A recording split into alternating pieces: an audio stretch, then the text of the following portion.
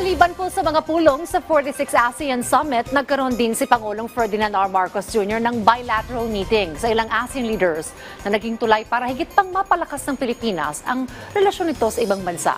Mula sa Kuala Lumpur, Malaysia, nagbabalik si Kenneth Paciente sa report live. Kenneth?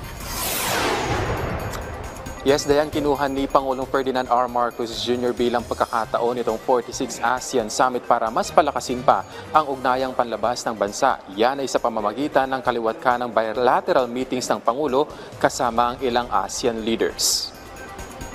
Napag-usapan ng Pilipinas at Lao PDR ang defense at economic cooperation.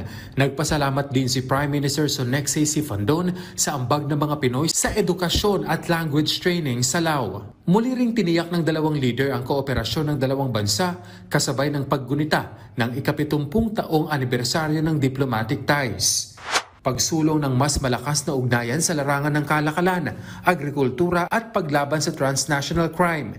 Yan naman ang natalakay ng Pangulo at Thailand Prime Minister Paetong Tarn-Shinawatra. Nagpulong din si President Marcos Jr. at Vietnam Prime Minister Pham Minh Chinh. Natalakay ng mga ito ang pagpapalawig pa ng economic ties at people-to-people exchanges. Magtutulungan daw ang Pilipinas at Vietnam sa ilang regional issues bilang paghahanda ng bansa sa ASEAN chairmanship sa susunod na taon. Kailangan talaga ng shared responsibility kung ano man po ang magiging pag-unlad ng bawat bansa. Ito po ay matutugunan kapag sama-sama at ang kanilang ang pagtutulungan para po may isang tayo ang ating bansa at ang buong bansa na miyembro ng ASEAN. Samantala, binigyang diin ng Pangulo ang kritikal na papel ng kabataan para sa mas maunlad na ASEAN. Yan ang kanyang iginiit sa pagdalo sa ASEAN Leaders Interface Meeting kasama ang mga kinatawan ng ASEAN Youth.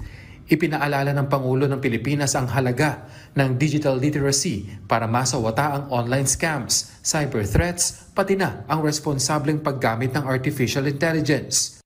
We must therefore equip our youth with digital resilience that will enable them to navigate online spaces with a critical lens and to use technology to amplify their voices and contributions to ASEAN's regional growth. Nakibahagi rin ang Pangulo sa ASEAN Interparliamentary Assembly o AIPA at Business Advisory Council. Nakita ng Pangulo ang potensyal ng ASEAN para maging sentro ng artificial intelligence. Ito'y para mabigyan ng pansin ang investment sa digital infrastructure, innovation at maging sa human capital. Ngayong araw, 3 aktibidad ng Pangulo ang nakalatag. Pangungunahan ng Pangulo bilang chair, ang 16th Brunei Darussalam Indonesia Malaysia Philippines East ASEAN Growth Area o BIMP-IAGA Summit. Susundan niya ng 2nd ASEAN Gulf Cooperation Council o GCC Summit at ang kauna-unahang ASEAN GCC China Summit. Dayan, matapos nga ang mga pulong na dadaluhan ni Pangulong Marcos Jr. ngayong araw, ay inaasahan natin na magkakaroon siya ng maikling press con kasama ang Philippine Media Delegation bago bumalik dyan sa Pilipinas. Dayan. Maraming salamat, Kenneth Paciente, live mula sa Kuala Lumpur, Malaysia.